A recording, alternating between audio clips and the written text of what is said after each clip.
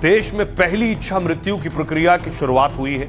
गाजियाबाद के हरीश को दिल्ली के एम्स में शिफ्ट किया गया है। जो हरीश 13 साल से कोमा में है, एक पल के लिए भी होश में नहीं रहे। 13 साल से बिस्तर पर पड़े रहने से उनके शरीर पर गहरे घाव हो गए। अपने बेटे को ऐसा देखना उनके माता पिता के लिए भी बहुत मुश्किल हो गया। उन्होंने सुप्रीम कोर्ट में अपने बेटे की इच्छा मृत्यु की गुहार लगाई। अदालत के फैसले के बाद हरीश की जिंदगी के अंतिम सफर की तैयारी है। उन्हें गोपनीय तरीके से एम्स के पैलिएटिव केयर यूनिट में भर्ती किया गया है। गंभीर और लाइलाज बीमारी के मरीजों को यहां भर्ती किया जाता है। लाइलाज बीमारी के मरीज और परिवारों की गरिमा का यहां पूरा ख्याल रखा जाता है। हरीश राणा का इसी विभाग में धीरे धीरे लाइफ सपोर्ट सिस्टम हटाया जाएगा। उन्हें लिक्विड डाइट देने के लिए और मलमूत्र त्याग के लिए नलियां लगाई गई हैं। खबर है कि उनके शरीर में लगाई गई ऐसी 2 नलियों को निकाल दिया गया है।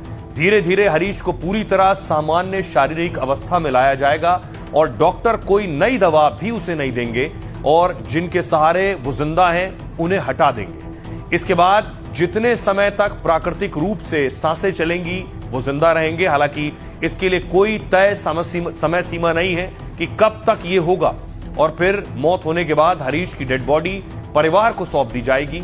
हरीश के परिवार ने उनके अंगों को दान करने की इच्छा जताई है, तो डॉक्टर्स की टीम पहले सभी अंगों की जांच करेगी और ताकि मौत के बाद हरीश के कौन कौन से अंग काम आ सकते हैं, उन्हें किस में रिप्लेस किया जा सकता है, ट्रांसप्लांट किया जा सकता है, डॉक्टर्स उस पर देखेंगे। भाई अब आपको बताता हूं हरीश राणा के माता पिता क्या कह रहे हैं। हरीश को एम्स ले गए हैं। मां के चेहरे पर सन्नाटा है। कुछ बोलती हैं तो मां फपक कर रोने लगती हैं। वो कहती हैं कि कौन मां बाप बच्चे को इस स्थिति में ले जाना चाहेगा। जिसने अपने बच्चे को जन्म दिया, पाल पोस कर बड़ा किया है, उसकी देखभाल करने में उस मां को कैसे कोई कष्ट हो सकता है। दुख तो इस बात का है कि उसने कभी दर्द तक नहीं बता पाया। वो सुबह शाम जब मैं उसकी मालिश करती थी तो घर के किस्से सुनाया करती थी। कई बार घंटों तक बस इंतजार करती थी एक बार पलक झपके, ताकि मुझे लगे कि उसने सब कुछ सुन लिया है। वो कभी उबासी लेता था, कभी छींक आती थी तो हमें सुकून मिलता था कि हमारा बेटा हरीश अभी जिंदा है।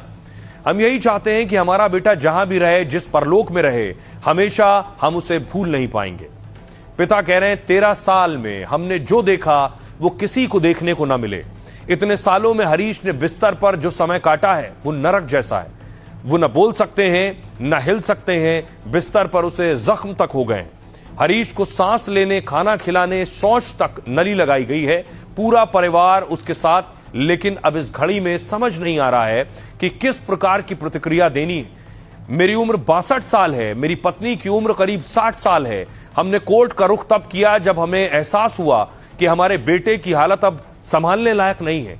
उसकी बीमारी का अब इलाज नहीं हो सकता है। मजबूरी में हमें यह फैसला लेना पड़ा है। हमारे परिवार के लिए एक बहुत ही कठिन निर्णय है। ये पिता के शब्द थे। कुछ भी हो रहा है, मेरा बेटा अब हमें छोड़कर जा रहा है।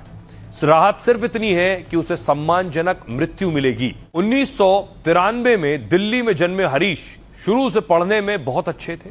12वीं तक पढ़ाई की दिल्ली से और अच्छे नंबरों से पास हुए। बड़ी बड़ी बिल्डिंग और पुल देखकर कहते मैं भी इंजीनियर बनूंगा। इसी सपने को लिए हरीश ने चंडीगढ़ यूनिवर्सिटी में दाखिला लिया। पढ़ाई के साथ हरीश को बॉडी बिल्डिंग का भी बहुत शौक था। वो इंजीनियरिंग के साथ बॉडी बिल्डिंग की प्रतियोगिता में भी भाग लेते थे।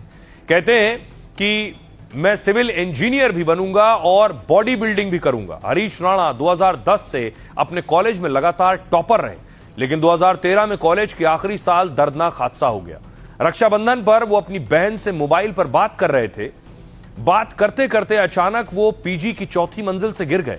गंभीर रूप से घायल हरीश को तुरंत पीजीआई चंडीगढ़ में भर्ती कराया गया। बाद में इलाज के लिए उन्हें दिल्ली के एलएनजेपी अस्पताल लाया गया, जहां डॉक्टरों ने बताया कि चोट से उन्हें क्वाड्रीप्लेजिया हो गया है। मतलब उनके हाथ पैर पूरी तरह निष्क्रिय हो गए हैं और वो जिंदगी भर बिस्तर पर रहने को मजबूर हो गए।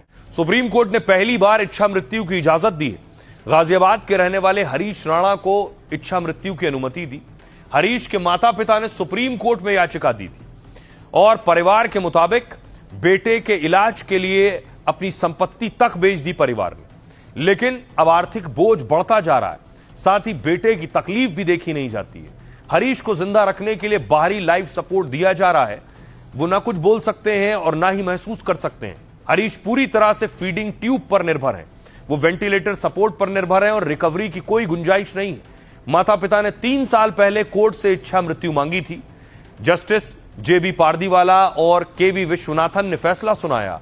फैसला सुनाते समय जस्टिस पारदीवाला भी रो पड़े। यह हमारे लिए मुश्किल फैसला है, लेकिन इस लड़के को यूं अपार दुख में नहीं रख सकते हैं। हम उस स्टेज में हैं जहां हमें आखिरी फैसला लेना होगा। सुप्रीम कोर्ट ने हरीश के परिवार की जमकर तारीफ की। परिवार ने हरीश का साथ कभी नहीं छोड़ा। किसी से प्यार करने का मतलब है सबसे बुरे समय में भी उनकी देखभाल करना। सुप्रीम कोर्ट ने अमेरिकी धर्मगुरु हेनरी के शब्दों का भी हवाला दिया। ईश्वर मनुष्य से यह नहीं पूछते कि वो जीवन स्वीकार करता है या नहीं, उसे जीवन लेना ही पड़ता है। फैसले के दौरान शेक्सपियर के नाटक हैमलेट की लाइन का भी जिक्र हुआ, टू बी और नॉट टू बी। कई बार मरने के अधिकार पर विचार करना होता है। सुप्रीम कोर्ट ने इस तरह के केस में केंद्र से कानून बनाने को भी कहा है। भारत के लिए पहला इच्छा मृत्यु का मामला है, लेकिन दुनिया के कई देशों में इच्छा मृत्यु दी जाती है। कौन कौन से देश हैं?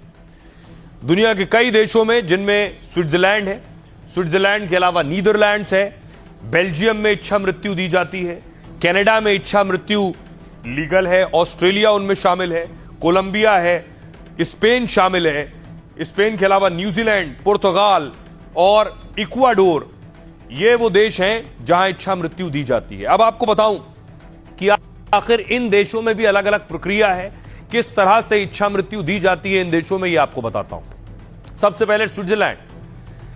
इच्छा मृत्यु के मामले में स्विट्जरलैंड को सबसे उदार देश माना जाता है। यहां का कानून अन्य देशों की तुलना में काफी आसान है। इच्छा मृत्यु के लिए लाइलाज बीमारी से पीड़ित होना जरूरी नहीं है। अगर कोई व्यक्ति अपनी जिंदगी की परेशानियों के कारण मरना चाहता है तो उसे भी इच्छा मृत्यु की इजाजत मिल सकती है। यहां विदेशी नागरिक भी कानूनी तौर पर इच्छा मृत्यु मांग सकते हैं। यहां का नियम है कि आखिरी कदम मरीज को खुद उठाना होगा।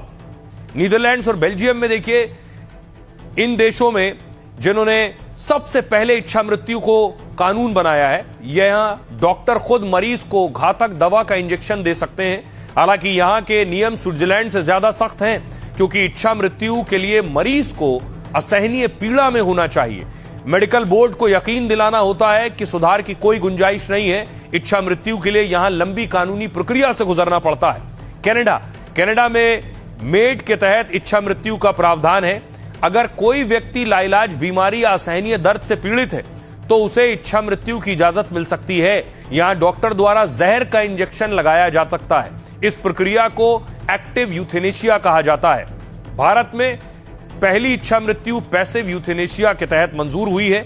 इसमें मरीज को जहरीला इंजेक्शन या सीधे जहर नहीं दिया जाता है, बल्कि इसके बजाय इलाज या लाइफ सपोर्ट बंद कर दिया जाता है। वेंटिलेटर, फीडिंग ट्यूब या लाइफ सपोर्ट सिस्टम हटा दिए जाते हैं। इससे इलाज के बिना प्राकृतिक तरीके से ही मरीज की मौत हो जाती है। इच्छा मृत्यु की इजाजत पाने की कानूनी प्रक्रिया काफी मुश्किल है।